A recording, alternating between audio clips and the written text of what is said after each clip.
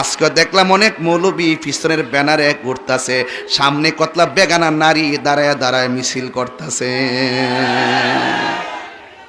নাটক কম করো প্রিয়, আর সহ্য হইতেছে না। কিন্তু বহুত স্বপ্ন আছিল, কিন্তু যদি একটু বুদ্ধি করতে পারতো, অন্তত ওকে উলামা একরামদের আদর্শ তুলে ধরতে পারতো। ওরা বিভিন্ন ভাগে বিভক্ত হয়ে বিভিন্ন কারণে অকারণে নিজের অস্তিত্ব, নিজের যে একটা ইমানি চেতনা ছিল, এটারে জলাঞ্জলি দিয়ে দিতেছে। একদিন দেখবা বুক ফুলে আর কথা কইতার তা না, হাস্যতের কারণে আর লোভের কারণে প্রত্যেকটার অস্তিত্ব বিলীন হয়ে যাবে। কথা বলেন ঠিক না বেঠিক? লজ্জাও করে না, শরমও করে না। আমি মুখ দেখাইতাম পারতাছি না। আমি যাইতাল্লাহ আবার কইতাল্লাহ বলে কিছু যাইতাম পারছি না। তো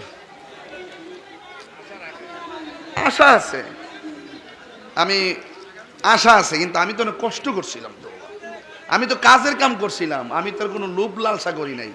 আমার কথা ছিল যে না, অন্তত পক্ষে লিবারেল সার্বভৌমত্ব সুরক্ষায়, মানুষের অধিকার সুরক্ষায়, সুবিধা বঞ্চিত মানুষের পাশে দাঁড়িয়ে এবং অসহায় নিপীড়িত মানুষের পাশে দাঁড়িয়ে অন্তত পক্ষে হক কথা বলার সুযোগ যদি পেয়ে যায়, তাহলে অন্তত পক্ষে মানুষের কল্যাণ আমার কথাগুলো শান্তির বার্তা হয়ে থাকতো। কথা বলেন ঠিক না বেঠিক?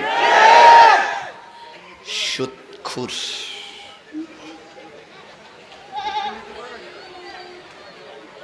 আমি সুদখোর পেলে আর হাসে মনে হয় আমি যে কারে কইতাছি রে, আমি কি কারো নাম বলেছি?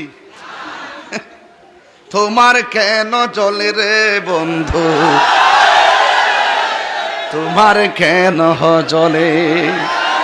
সংবিধান রাষ্ট্র ধর্ম ইসলাম আছে বলে তোমার কেন চলে রে বন্ধু, তোমার কেন চলে?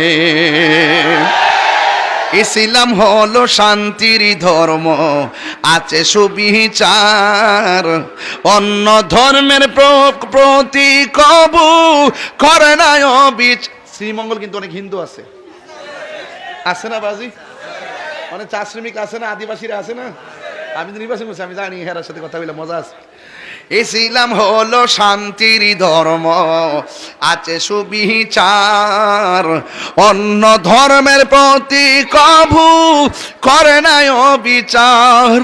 মিলে মিশে থাকার কথা, মিলে মিশে থাকার কথা দিয়েছে নবী বলে, তোমার কেন জ্বলে রে বন্ধু, তোমার কেন জ্বলে?